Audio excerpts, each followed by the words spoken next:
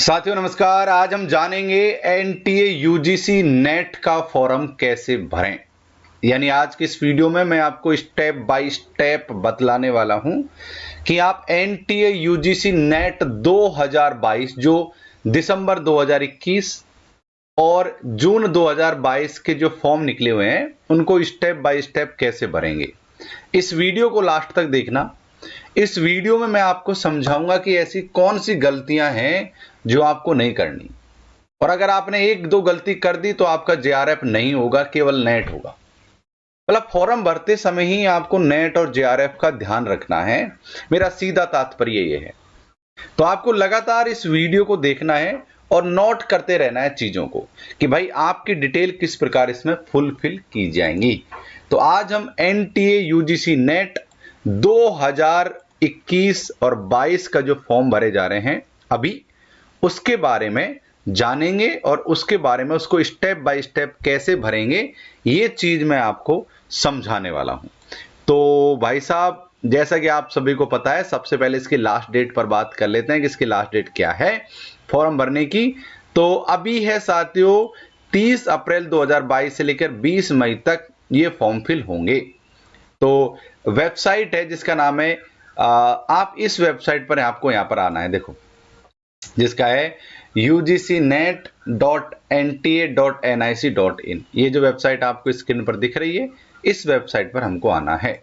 इस वेबसाइट पर आते ही हमें क्या करना है, इस वेबसाइट पर आते ही हमें नीचे यहां पर registration of online application form UGC NET December 21 और जून 2022 पर क्लिक कर देना है। इस तरीके के पॉपअप पर आना है। अच्छा, आप मोबाइल से भरना चाहते हो तो मोबाइल पर भी आपको इसी तरह भरा जाएगा, बस आप क्रोम ब्राउजर में डेस्कटॉप वाली सेटिंग कर लीजिएगा। आगे आपको न्यू रजिस्ट्रेशन पर क्लिक करना है। जैसे ही आप न्यू रजिस्ट्रेशन पर क्लिक करोगे, आपके सामने सबसे पहले फीस दिखा रखी है। अगर आप सामान्य कैटेगरी से हैं आपको 1100 रुपए लगेंगे। अगर आप ओबीसी हैं, ईडब्ल्यूएस हैं, तो आपके 550, एसटी एससी के या थर्ड जेंडर हैं तो आपको 275 रुपए आपकी फी लगने वाली है। तो भाई साहब, इस प्रकार से आप सारी चीजों को कर पाओगे। हाँ, एक चीज और ध्यान रखना, इस समय अगर आपको मैं दिखा पाऊं तो यहाँ पर क्या है साथियों, आपकी फोटो की साइज वगैरह के बारे में आपसे बात की गई है। जो फोटो की साइज है वो जेपीजी फॉर्मेट में होना चाहिए। 10 केबी से 200 केबी तक आपकी फोटो की साइज होनी चाहिए, और सिग्नेचर की साइज आपकी 4 केबी से 30 केबी तक होना चाहिए। केबी का मतलब था किलोबाइट। ठीक है, आगे बढ़ते हैं और कुछ आपको पासवर्ड, और यहां पर हमको क्लिक करते हुए क्लिक टू प्रोसीड पर हमको क्लिक कर लेना है। अब यहां पर सबसे पहले आपको नाम लिखना है। जैसे मैं अपना नाम लिख देता हूं, डॉक्टर LOKESH। अब मैं आपको बता दूं कि मैं 3 टाइम जेआरएफ क्वालिफाइड हूं। मैं केवल ये वीडियो आप लोगों की मदद के लिए बना रहा हूं। फादर्स नेम में लिख देता हूं मैं पापा, मदर्स नेम में लिख देता हूं माँ, और डेट ऑफ बर्थ में यहां पर डाल देता हूं। ये एक रेंडमली डेट ऑफ बर्थ मैं आपको यहां पर डाल रहा हूं। ठीक है, अच्छा, आगे बढ़ते हैं। मेल हो तो मेल, फीमेल हो तो फीमेल, अब जिस भी जेंडर के हो आप वहां पर डाल लीजिएगा। Pan card number, voter ID, जो भी आपको अच्छा लगे यहां पर डालना है आपको। वोटर आईडी डाल दी मान लो मैंने। उसके बाद में आपको कुछ भी एक XYZ आपको यहाँ फिल कर देना है, जैसे मैंने फिल कर दिया है। ठीक है, आपको यहाँ पर क्या है साथियों, यहाँ पर कॉन्टेक्ट डिटेल देखनी है आपकी, कहाँ आप इनके से कॉन्टेक्ट करना चाहते हो, यानी कोई अगर कुछ आए एनटीए की तरफ से तो आपको कहाँ मिले। तो मैं इसमें डॉक्टर लोकेश लिख देता हूं दोबारा से। आपको यहां पर एड्रेस लिख लेना है, जैसे कि मैं दिल्ली लिख देता हूं, कंट्री लिख देता हूं इंडिया, डिस्ट्रिक्ट लिख देता हूं दिल्ली, आप भी अपने अनुसार साउथ वेस्ट 110078। ठीक है, मैंने यहाँ का पेन लिख दिया मेरा, आप अपने वहां का लिख दीजिएगा। अब यहाँ पर मेल आईडी आपको लिखनी है xyz@gmail.com। देखो, मैं यहाँ सारी चीजें आपको एग्जाम्पल के लिए लिख रहा हूं, लेकिन आपको ये सारी चीजें ठीक लिखनी है। xyz@gmail.com। अच्छा, अब आपको यहाँ पर आपके फोन नंबर लिखने हैं। अब ये आपको सारी चीजें यहाँ पर रियल लिखनी है, ध्यान रहे, आपको सारी चीजें यहाँ पर रियल लिखनी है। मैं यहाँ पर अपने फोन नंबर डाल रहा हूं, ठीक है, 9354461655। अच्छा, एक काम करो, आप यहाँ पर सारी चीजें आपके रियल लिखनी पड़ेंगी, मैं यहाँ पर कॉपी पेस्ट कर देता हूँ। अब कॉपी पेस्ट ये लोग नहीं ले रहे हैं। 9354461655। मेल आईडी भी, चलो मैं रियल मेल आईडी यहाँ पर डाल देता हूँ। चलो मेल आईडी को तो रहने देते हैं, कोई दिक्कत नहीं है।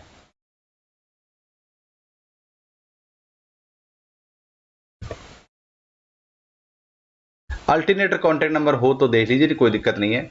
अगर आपने ये जो कॉन्टैक्ट डिटेल्स डाली हैं, आपकी कॉन्टैक्ट डिटेल डाली है, अगर सेम आप, ये आपका परमानेंट एड्रेस है तो यहाँ पर क्लिक कर देना। अगर आपका यहाँ पर ये परमानेंट एड्रेस नहीं है तो आपको यहाँ पर परमानेंट एड्रेस को भरना होगा। तो मैंने यहाँ पर इसको क्लिक कर दिया क्योंकि ये मेरा परमानेंट एड्रेस है। आगे आपको एक पासवर्ड चुनाव करना है। अब पासवर्ड में मैं आपको बता देता हूँ क्या क्या करना है। देखो, ये पासवर्ड की लंबाई होने वाली है 8 से लेकर 13 डिजिट तक, ठीक है। इसमें एक लेटर बड़ा होगा, एक लेटर छोटा होगा, एक नंबर होगा और एक इस प्रकार का कोई एक, प्यारे साथियों, अलग प्रकार के वर्ड होंगे। जैसे मैं एग्जांपल के लिए, जैसे मैं लिख देता हूं, जैसे मैं लिख देता हूं एल, मेरा बड़ा एल हो गया, है ना, LOKESH, ये मैं एल कैपिटल है मेरा और बाकी स्मॉल है, ठीक है। एल कैपिटल हो गया और उसके बाद में ये नीचे एट लगा रहा हूं, एक एट लगा दिया है क्योंकि एक अलग प्रकार का शब्द चाहिए था ना, 1 2 3, ठीक है। आगे देते हैं, यहां पर डाल देते हैं capital L OKESH Lokesh at 1 2 3, ठीक है। इस समय आपको दिख रहा होगा। जैसे आपका फर्स्ट स्कूल कौन सा है, जैसे कि मेरा फर्स्ट स्कूल है मेरी माँ, ठीक है। आगे देते हैं, आगे बढ़ते हैं, C894117, ये आपको कैप्चा भरना है और सबमिट पर क्लिक कर देना है, ठीक है। अब आपके सामने ये इस प्रकार का विंडो खुलेगा, इसको हमको क्लोज कर देना है। ये यहाँ पर आपको डिटेल्स को एक बार फिर से आपको चेक कर लेना है कि कोई गड़बड़ सड़बड़ तो नहीं हो रही है। उसके बाद में आपको यहाँ पर सब पर क्लिक करना पड़ेगा कि भाई आपने कौन कौन सी चीजें यहाँ पर सही भर दी हैं। तो हमको यहाँ पर क्या, मेल आईडी सही है, हमारी मदर नेम सही है, एड्रेस सही है, एजेंट सही है, हमने यहाँ पर क्लिक कर दिया। क्लिक करने के बाद हम यहाँ पर एग्री वाले निशान पर क्लिक कर दें, कर दिया एग्री। सबमिट एंड OTP पर क्लिक करेंगे, तो हमने भाई साहब सबमिट एंड OTP पर क्लिक कर दिया और गेट पर हमारे पास अब एक OTP आएगा जो हमारे इस नंबर पर है। तो मेरे पास मेरे फोन पर एक OTP आ चुका है, 9354461655। अभी तक तो कोई OTP आया नहीं है।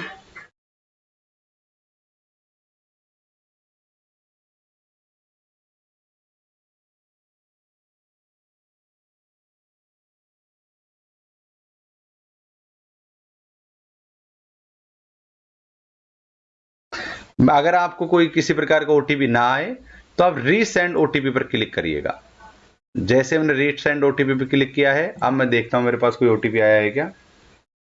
जी हाँ, बिल्कुल OTP आ गया है, बिल्कुल अब OTP आ गया है मेरे पास। दोबारा से जब मैंने OTP के लिए सेंड किया है तब मेरे पास यहाँ पर OTP आ गया है 51311 और मैंने सबमिट टू रजिस्ट्रेशन पर क्लिक कर दिया और अब मेरा यहाँ पर रजिस्ट्रेशन यहाँ पर साथियों सबमिट हो गया है।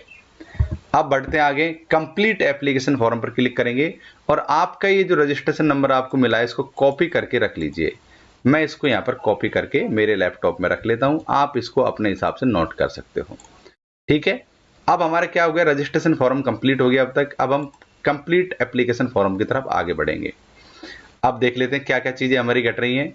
तो पर्सनल डिटेल पर क्लिक करते हुए पर्सनल डिटेल भरेंगे सबसे पहले। तो भाई साहब, माँ पापा का नाम हो गया है, नेशनलिटी में इंडियन डाल दी है। अब यहाँ पर आप कैटेगरी, किस कैटेगरी से बिलोंग करते हैं, जनरल, ST, SC, OBC, किस कैटेगरी से आप संबंधित हैं, ठीक है। तो मान लो मैं सामान्य वर्ग को यहाँ पर भर देता हूं और उसके बाद में आगे बढ़ेंगे। आप क्या WD उसमें आते हैं, क्या आप विकलांग हैं? अगर नहीं तो नो, अगर हाँ तो यस। तो जैसे कि मान लो मैं यहाँ पर नो लिख देता हूं, उसके बाद में आप यहाँ पर नो लिख दीजिएगा। आप यहाँ पर एनुअल इनकम पेरेंट्स की आपको यहाँ पर बतानी है।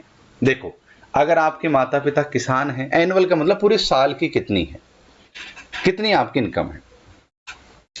यहां पर आप चाहो तो यहां पर क्या साथियों 1 लाख है वो लिख दीजिए, सब आप 1 लाख डाल दीजिए। ठीक है, इसमें 1 लाख डाल दीजिए,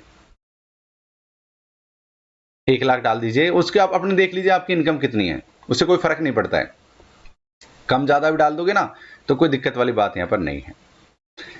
क्या आप माइनॉरिटी से बिलोंग करते हो? क्या आप अल्पसंख्यक हैं?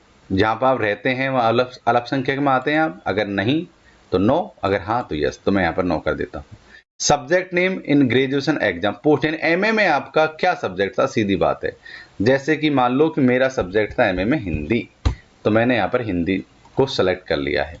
कर लिया सेलेक्ट हिंदी को, ठीक है, आगे बढ़ते हैं। अब आपको फिर से यहाँ पर जो सिक्योरिटी कैप्चा आ रहा है उसको बनना है 95 कैपिटल TI08। देखो आपके केस में अलग अलग, ये मुझे शो हो रहा है, आपको यहाँ पर अलग नंबर शो होगा। हम यहाँ पर क्लिक कर देंगे यस पर, आगे बढ़ेंगे। आपके पास आधार नंबर है? यस बिल्कुल है, तो आप यस में आधार नंबर जरूर से डाल दीजिएगा। ठीक है, आधार नंबर है तो आप आधार नंबर जरूर से डाल देना, और आपके पास सबके पास आधार है। चलिए ओके पर क्लिक कर देते हैं और आगे बढ़ते हैं। आपकी आवेदन संख्या आ गई, मेल आ गया, लिंक आ गया, डेट ऑफ बर्थ आ गया। अब आप देखिए यहाँ पर क्या क्या चीज लिख रखी है। आपको क्या कि मैं अपनी स्वेच्छा से अपना आधार नंबर साझा करने के लिए सहमत हूं। मुझे पता है कि इसका उपयोग UITA के आधार रिकॉर्ड उपलब्ध मेरे पास व्यक्तिगत पहचान का मूल मिलान के लिए, मैं इसको यस पर क्लिक कर देता हूं। बिल्कुल ठीक है। और आप चाहो तो अगर आपके आधार का नंबर अगर शेयर नहीं करना चाहते तो वो भी कर सकते हो, लेकिन ये एक गवर्नमेंट बॉडी है, अगर आप इसको आधार नंबर शेयर करोगे तो कोई दिक्कत वाली बात नहीं है। उसके बाद में आप आधार नंबर यहां पर लिख सकते हो, जैसे मैं कुछ भी इसमें आधार नंबर इस तरीके से डाल दे रहा हूं। तो मैंने देखो आधार नंबर डाल दिया, कुछ भी XYZ। अब इसके बाद में मैं यहां पर कंफर्म पर क्लिक करूंगा और सबमिट टू नेक्स्ट पर क्लिक कर दूंगा। Are you sure? ठीक है, यस पर क्लिक कर दिया मैंने। इनवैलिड आधार नंबर मेरा ये इनवैलिड दिखा रहा है, क्योंकि मैं तो ऐसे ही रैंडमली इसमें कुछ न कुछ भर रहा हूं, तो इसलिए इनवैलिड दिखा रहा होगा। खैर, इसका भी मैं अल्टरनेटर आप लोगों के लिए निकाल लूंगा, आप लोग चिंता मत करो। हाँ, मेरा तो इनवैलिड आधार दिखा रहा है, और इनवैलिड ही दिखाया गया आधार, क्योंकि डेट ऑफ बर्थ के साथ ये लोग मैच नहीं कर पा रहे हैं। खैर, तो चलो इसमें ये कर देता हूं, मैं अपना आधार नंबर साझा करने के लिए तैयार नहीं हूं। अगर ये कर दूंगा तो ऑटोमेटिक ही हट जाएगा, लेकिन आप आधार डालना। ठीक है, आगे बढ़ते हैं और ओके पर क्लिक कर देते हैं। अब ये चीज आपको ध्यान से पढ़नी है, ध्यान से समझनी है, ये काम करो। अब अप्लाई फॉर, ये सबसे बड़ी बात है। देखो, अगर आप मेरी बात ध्यान धैर्य के साथ सुनो, अगर आप केवल नेट के लिए अप्लाई करना चाहते हैं तो असिस्टेंट प्रोफेसर वाला पर क्लिक करना पड़ेगा। जैसे कि मान लो आपकी उम्र 35 साल से ज्यादा है, तो आपको JRF तो आपका क्वालिफाई होगा नहीं, तो आप नेट पर क्लिक कर सकते हैं। या फिर आपकी उम्र 35 साल से कम है, जो क्राइटेरिया होता है JRF का, तो आप JRF एंड असिस्टेंट प्रोफेसर को फिल कीजिएगा। और मैं तो कहूंगा कि आप सभी लोग JRF एंड असिस्टेंट प्रोफेसर को फिल कर रही है। इसका सीधा तात्पर्य यह है कि अगर आपके पास आपका पेपर अच्छा जाता है तो आपका JRF क्वालिफाई हो जाएगा, और साथ के साथ नेट भी क्वालिफाई हो जाएगा। और इसमें असिस्टेंट प्रोफेसर को आपने केवल चुना तो आपके चाहे कितने भी तगड़े नंबर चाहे आप टॉप कर जाओ सब में, लेकिन आपका नेट ही पास होगा, आपका JRF पास नहीं होगा, क्योंकि आपने ऑप्शन को गलत चुना है। इसलिए इन दोनों ऑप्शनों में से आपको ध्यान रखना है कि आपको JRF एंड असिस्टेंट प्रोफेसर ही चुनना है। चुन लिया? ठीक है। अब उसके बाद में आपको अपना सब्जेक्ट लिखना है। जैसे कि आप सभी को पता है मैं हिंदी पढ़ाता हूं, और तो मैं हिंदी यहां पर सेलेक्ट चुन लिया।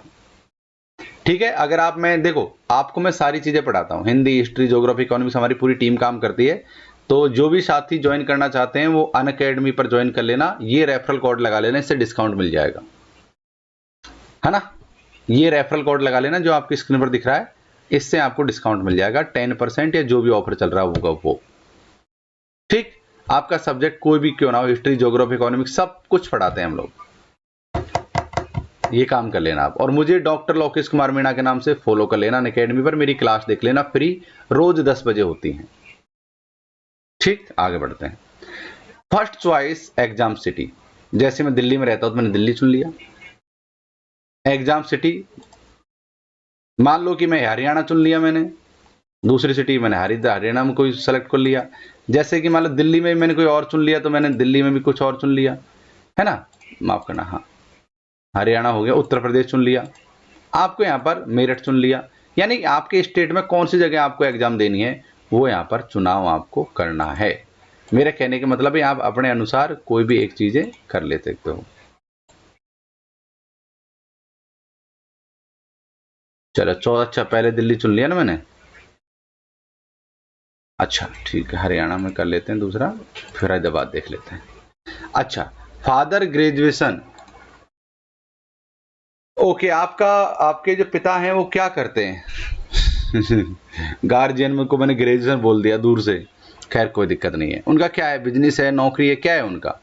तो मान लो कि हम बिजनेस डाल देते हैं, या फार्मर है, क्या है, आपको यहाँ पर एक सेलेक्ट कर लेना है, या सेल्फ एम्प्लॉय है तो सेल्फ एम्प्लॉय चुन लेना, कोई दिक्कत नहीं है। उनकी क्वालिफिकेशन क्या है, उन्होंने क्या किया है, अगर वो पढ़े हैं कि नहीं पढ़े हैं वो आप यहाँ पर देख सकते हो। अदर में डाल देना, अगर ज्यादा पढ़े नहीं तो अदर में, अगर ये सेलेक्ट आ रहा है तो आपको यहाँ पर कर सकते हैं। जैसे मैं ग्रेजुएट कर देता हूँ। जैसे आपकी मदर क्या करती हैं, आपको मदर, जैसे मैं अपनी मदर हाउस वाइफ है, क्या है, तो हमने अदर में जाकर हाउस वाइफ को डाल दिया है। अच्छा, यहाँ पर वो पढ़ी लिखी है कितनी है वो यहाँ पर डाल दिया, अदर में जाकर हमने इन चीजों को यहाँ पर डाल दिया है। अब हमको फिर से यहाँ पर कैप्चा बनना है 6208 IA, और उसके बाद में सेव टू नेक्स्ट पर क्लिक कर देना है, कंफर्म कर देना है, यस पर क्लिक कर देना है।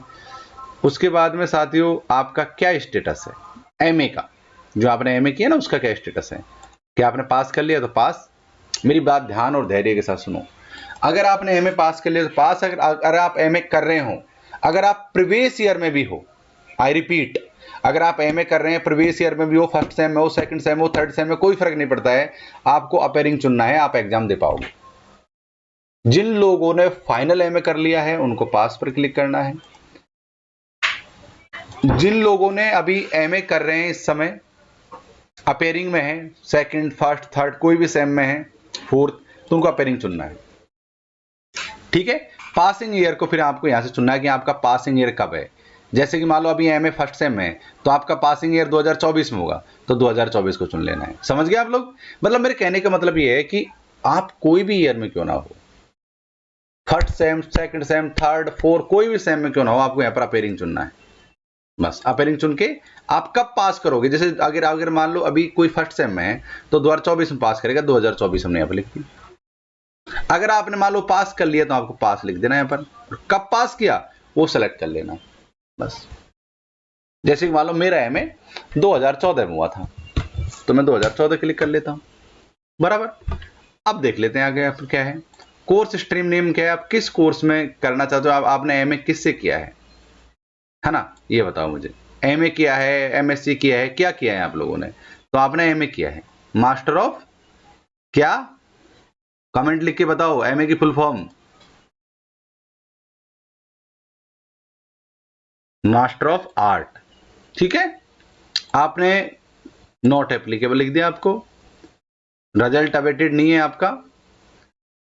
Okay, qualifying exam form, India से आपने पास किया है, कौन से स्टेट से पास किया है, दिल्ली से, जैसे मैं दिल्ली से लिख देता हूं। आपने कौन से बोर्ड से किया है, यूनिवर्सिटी ऑफ दिल्ली, आप कहां से पास किया है आपने, यहां पर आपको एक चीज को सिलेक्ट करना है। जैसे कि मैं यूनिवर्सिटी ऑफ दिल्ली कर देता हूं, ढूंढता हूं, मतलब यूनिवर्सिटी ऑफ दिल्ली मुझे मिल गई, आप अपनी यूनिवर्सिटी को ढूंढ सकते हो। यहाँ पर रिजल्ट का मोड क्या था, परसेंटेज का था, क्या था, परसेंटाइल का था, या लिख दीजिए। तो मैं एक आइडिया से मान लो कि यहाँ पर मैं ये सारी चीजें आपके लिए लिख रहा हूँ कि मान लो कि मेरे यहाँ पर थे 2000 नंबर थे, और 2000 नंबर में से मान लो कि मेरे 1800 से नंबर आ गए, ठीक है, तो हमारे यहाँ पर ऑटोमेटिक 90%, 1800 तो मत कर भाई, 1700 कर दे चल, 1500 कर दे चल, मतलब एक एग्जाम्पल मैं आपको बता रहा हूँ, ठीक है। आगे बढ़ते हैं और सिक्योरिटी पिन यहाँ पर डालते हैं DL0 6778 क्लिक करते हैं, आगे बढ़ते हैं। ठीक है, बढ़ दिए आगे।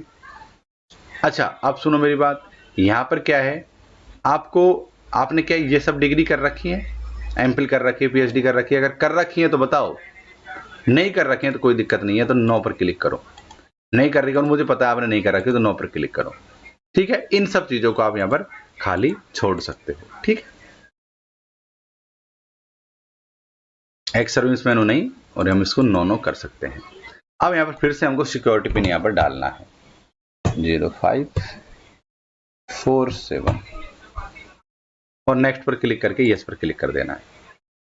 अब हमारे सारी चीजें हमारी यहाँ पर फुलफिल होती नजर आ रही हैं। अब हमारे हमको यहाँ फोटो चुनना है जिसकी साइज 100 से 200 केबी के बीच में हो, सिग्नेचर हो 4 से 30 केबी के बीच में। चलिए मैं चुन लेता हूं।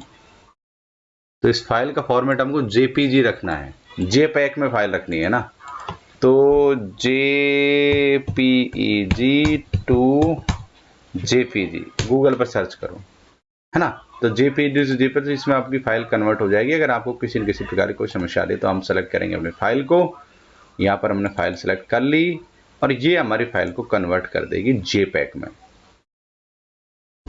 ठीक है, आप ये सब आप कर सकते हो। ये हमारी फाइल उन्होंने जेपैक में कन्वर्ट कर दी और हमने इसको डाउनलोड कर लिया। अब देखो, ये हमारी जो फाइल है ये अब हमारी यहाँ पर आ जाएगी। ठीक है, तो ये हमने ऑप्शन चुना। अब हम डाउनलोड में गए और हमारी फोटो ये रही। अब साथियों ये यहाँ पर आ जाएगी। इसको आप माइनस पर क्लिक करोगे तो आपकी फोटो ठीक बैठ जाएगी। डन पर क्लिक करेंगे, अब अपलोड हो जाएगा इंशाल्लाह। तो इमेज फाइल सक्सेस हो गई है, आपकी फाइल यहाँ पर सक्सेस हो गई है, अपलोड हो गई है। अब ये जेपैग में हमको हमारा सिग्नेचर भी करना है, तो मैं फिर से जाता हूँ यहाँ पर अपने ब्राउजर पर और यहाँ पर जो मेरा दूसरा जो फोटो है ना, ऐड मोर फाइल, रुको एक सेकंड, इसको हटा देते हैं। हाँ, सेलेक्ट फाइल पर जाते हैं और अपना जो साइन थे ना सिग्नेचर, वहां पर भी एक बार क्लिक करते हैं। ये जो साइन है ना इसको भी हम जेपैग में कन्वर्ट कर लेते हैं। तो जेपैग में कन्वर्ट करना आसान है, जैसा कि मैंने आप सभी को बताया है। इस प्रकार से हम जेपैग में कन्वर्ट कर लेंगे। तो ये हमने मतलब एक ऐसे एग्जाम्पल के रूप में मैं सिग्नेचर लगा रहा हूँ, मेरा तो उसमें कोई ताल्लुक है ही नहीं सिग्नेचर वगैरह से। तो हमने ये भी जेपैग में यहाँ पर कन्वर्ट कर लिया है। देखो इसकी साइज 16 KB है। तो हम क्लिक करेंगे और इस पर माइनस पर क्लिक करते जाएंगे, तब हमारी फिट बैठ जाएगा। माइनस पर हमने क्लिक किया और ये हमारा साइन हो गया। डन पर क्लिक किया और अब हम इसको कर देंगे अपलोड। देखो image file upload successfully, okay पर क्लिक कर देंगे। अब हम नीचे कैप्चा लिख देंगे I3P964। आगे बढ़ेंगे, यस पर क्लिक कर देंगे। कर दिया यस पर क्लिक। अब आपका फाइनल सबमिट का ऑप्शन आपके यहाँ पर आ गया है। अब देखो भाई साहब, पूरे फॉर्म को ढंग से देखना है। यहाँ से आगे देख लिए ढंग से, आपको सारी डिटेल मिलानी है, नाम, गांव, date of birth, XYZ, apply आपने क्या JRF असिस्टेंट प्रोफेसर के लिए किया तो वो, आपको हर चीज यहाँ पर देखनी है। यानी किसी में कोई गलती तो नहीं रहेगी। ये फोटो देख लीजिए, ये हमारा सिग्नेचर देख लेंगे। अब आपको यहाँ दोबारा से ये करना है कि आपने भाई क्या क्या चीजें यहाँ पर ठीक कर दी। ठीक है, ये सारी चीजें हमने यहाँ पर लगा दी हैं। ओके भाई, ये चीज हमने फैली। अच्छा, अगर आप बैक कर सकते हो, जैसे किसी भी चीज को अगर आप एडिट करना चाहते हो ना यहाँ पर, तो आप यहाँ पर जाकर इनको इस तरीके से एडिट कर सकते हैं। एग्री पर क्लिक करेंगे और फाइनल सबमिट पर हम भाई साहब यहाँ पर क्लिक कर देंगे राम जी का नाम लेकर। और ये हो गया साथियों हमारा, ये कह रहा है कि यू आर नॉट एलिजिबल और बेस और provide the date of birth, यानी कि आपका जो डेट ऑफ बर्थ है वो गलत आ रहा है। ठीक है, क्योंकि जनरल सामान्य कैटेगरी में मैंने जो डेट ऑफ बर्थ चुनी थी उससे JRF की वो नहीं थी। तो हम क्या करेंगे, अगर ऐसी समस्या आपके सामने आ जाए तो पर्सनल डिटेल पर जाएंगे। पर्सनल डिटेल पर जाएंगे, यहाँ पर देखो पर्सनल डिटेल पर जाएंगे। यहाँ पर हमारी साथियों क्या है, ओके एक सेकेंड, कॉन्टैक्ट हो गया, पर्सनल डिटेल हो गया, डेट ऑफ बर्थ को हम ढूंढेंगे। क्या हमारी डेट ऑफ बर्थ यहाँ पर है? नहीं, आधार कार्ड में भी नहीं होगा डेट ऑफ बर्थ। ये रहा जन्म तिथि। हाँ, यहाँ पर हम क्या करेंगे, थोड़ा जन्म तिथि में ऊपर नीचे चीजों को करेंगे। रुको एक सेकंड, कहाँ हो गई गड़बड़? हाँ, डेट ऑफ बर्थ में हमारी यहाँ पर दिक्कत आ गई है। खैर कहीं न कहीं हमको डेट ऑफ बर्थ मिलेगी, हम डेट ऑफ बर्थ में बदलाव कर देंगे।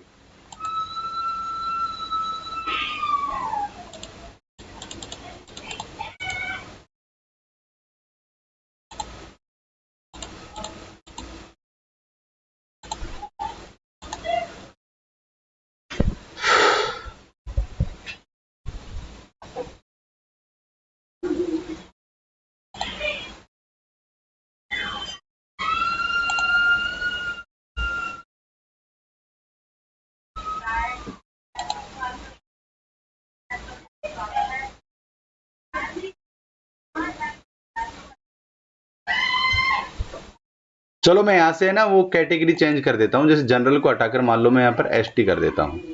ठीक है, अब हमारी वो डेट ऑफ बर्थ हमारी ठीक हो जाएगी।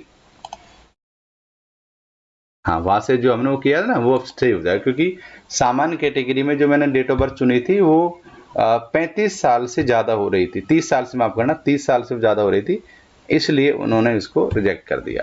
तो चलो मैंने एक मतलब आपकी तो ये डेट ऑफ बर्थ कम होगी, मेरी थोड़ी ज्यादा थी ना, तो इसलिए मैं तो उस चीज से बाहर आ गया हूँ ना अभी, इसलिए अब आप यहाँ पर उसको अभी अब कंफर्म करते चले जाइए।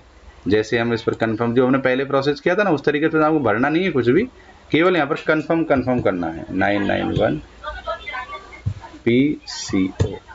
हाँ, कंफर्म करना है, बस कुछ नहीं करना, बस सारी डिटेलें आपको हो गई हैं। चाहे तो सिक्योरिटी विंडो में छोड़ो ना, डायरेक्ट फाइनल सबमिट पर आते हैं। चलो यहाँ पर हमने डायरेक्ट फाइनल सबमिट पर क्लिक कर दिया है।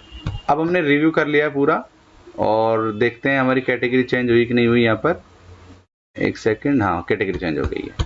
तो उसके बाद में हम इन सबको यहाँ पर क्लिक कर देंगे। देखो ऐसी चीज़ें आपके साथ भी हो सकती हैं, इसलिए मैंने सारी चीज़ें लाइव दिखा रहा हूँ, कोई चीज़ कहीं से एडिट नहीं की है। फाइनल सबमिट पर क्लिक करेंगे और यस पर क्लिक कर देंगे। कर दिया। अब आपके सामने ये सारी चीज़ें हैं। अब यहाँ पर अगर आप चाहते हो कि मुझे मेरा एप्लीकेशन फॉर्म एडिट करना है तो एडिट एप्लीकेशन फॉर्म पर जाइए। आपको पेमेंट का ऑप्शन बचा है, केवल खाली पेमेंट रहा है और बाकी चीज़ें यहाँ पर हो गई हैं। तो हम क्या करेंगे, यहाँ पर your email ID will be verified. Email ID first, एक बार आपको मेल आईडी यहाँ पर वेरीफाइड करनी है और फिर आपको पेमेंट कर देना है।